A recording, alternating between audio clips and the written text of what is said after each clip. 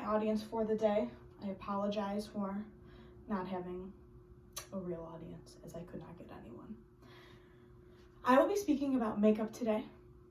Makeup in the first dynasty of Egypt was made of ore and copper. Victorian era women used rice powder, and American women used kohl eyeshadows. This was all used to enhance beauty as well as represent social class.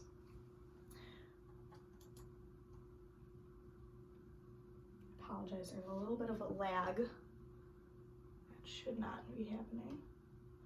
Okay.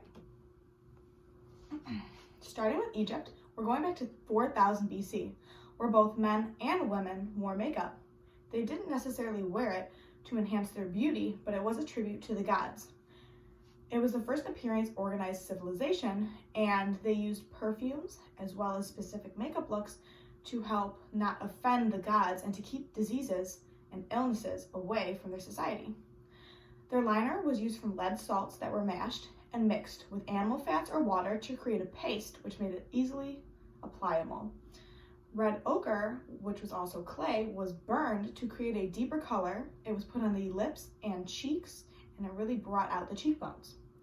Henna shrubs were also mashed, mixed with animal fat or water to create a paste. They were put on the nails as well as the hair to create more of a tint, or as we would call a hair color.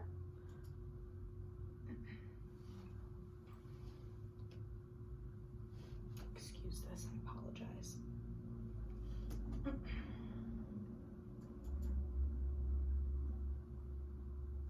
We're going to the Victorian era.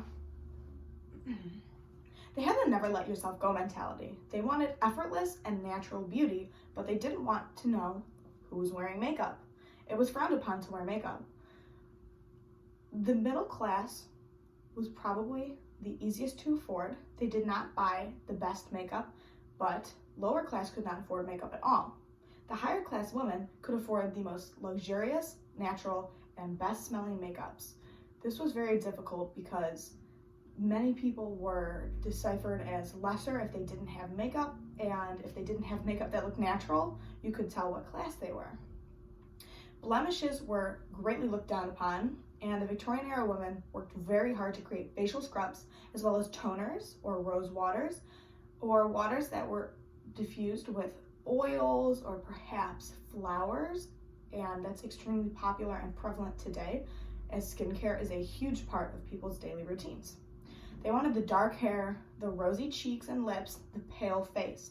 It was actually considered to be bad or disfigured or disformed if you had light hair, especially facial hair. They wanted the eyebrows to be tinted, much like the henna shrubs in the Egyptian period.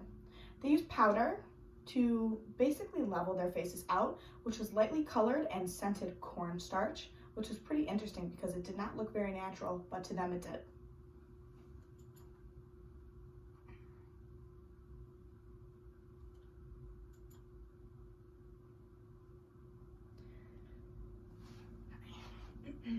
Perfect.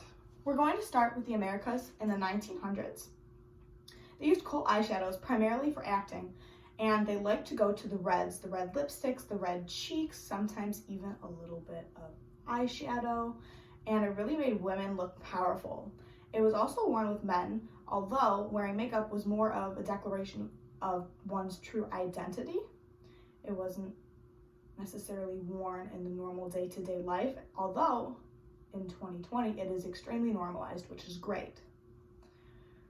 We will go to the 2000s, early 2000s, branching even to the 2020s. We had the golden glow, the tan look, whereas the 1900s was primarily the matte look, the sleek finish. We love the bronzes, we love the lip gloss, and the dark dramatic eyeshadows were extremely popular. You may see what is also known as a smoky eye, which is a dark, with dark browns, dark powders put on the eyes, and they put a little bronze on the inner corner of each eye, and that would really make the eyes pop. It would make them look bigger, almond shaped, just as the Egyptians did. They loved almond shaped eye makeup. In the 2000s, branching to the 2020s, they made false eyelashes more accessible to different people. They weren't as big and bulky as they were in the 1900s, and they're extremely prevalent in everyone's today lives. They also had makeup signifying social class, as when people would go to specific shows, they would wear super blingy makeup. They would even take little gems with a skin-safe glue and place them on their faces.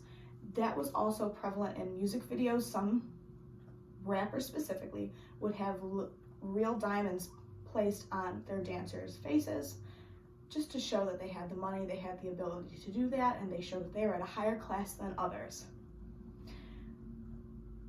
It was proven that all of this was made to signify beauty, also to signify social class. Today, doing makeup well is an artistic ability, not necessarily a declaration of one's true gender, as that does still apply.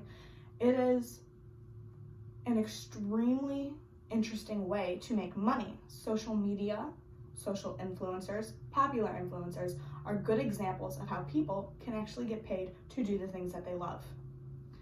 Thank you.